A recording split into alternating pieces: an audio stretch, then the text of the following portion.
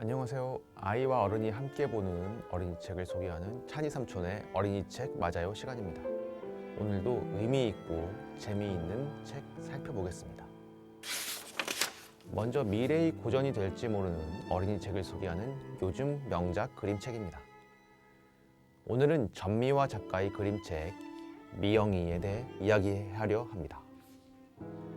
표지를 보면 큰 얼굴의 아이가 무표정하게 정면을 응시하고 있습니다. 이 표정은 책의 중간을 넘어 끝까지 거의 변하지 않습니다. 미영이는 표정처럼 평탄한 삶을 살았던 걸까요? 잠에서 깬 미영이가 묻습니다. 엄마 어디가? 엄마는 답합니다. 화장실에 가. 더 자. 하지만 화장실에 간다는 엄마는 돌아오지 않습니다. 아무리 기다려도 엄마는 오지 않습니다.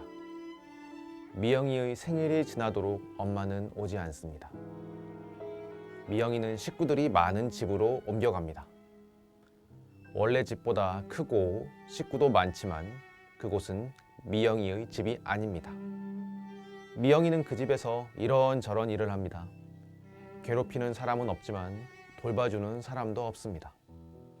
미영이는 가끔 엄마 생각을 합니다. 엄마는 나를 버린 걸까?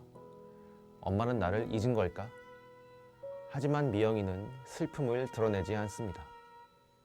책 표지에서 보인 무표정 그대로입니다. 세월이 흐릅니다.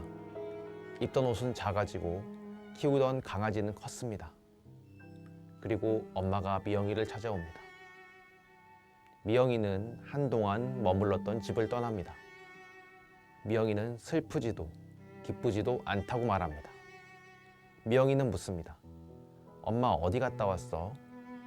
버스를 기다리며 엄마는 웁니다.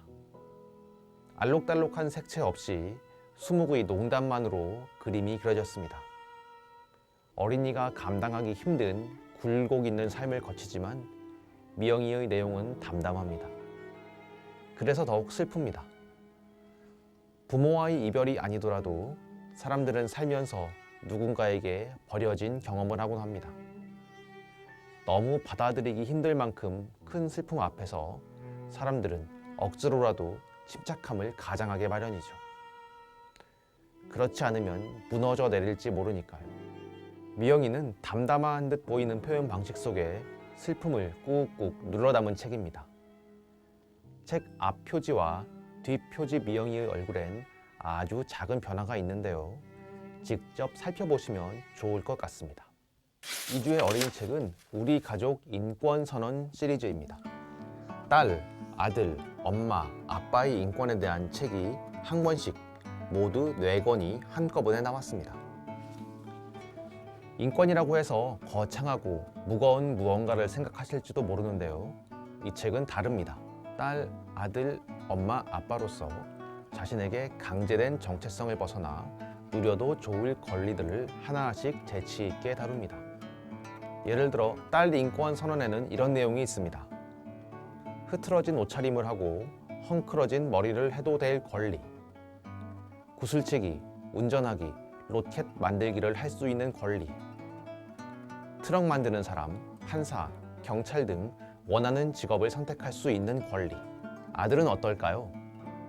눈물이 날 땐 울고 위로받을 수 있는 권리, 손이 지저분해지는 일을 싫어해도 될 권리, 발레를 배우거나 플루트 학원에 등록할 수 있는 권리.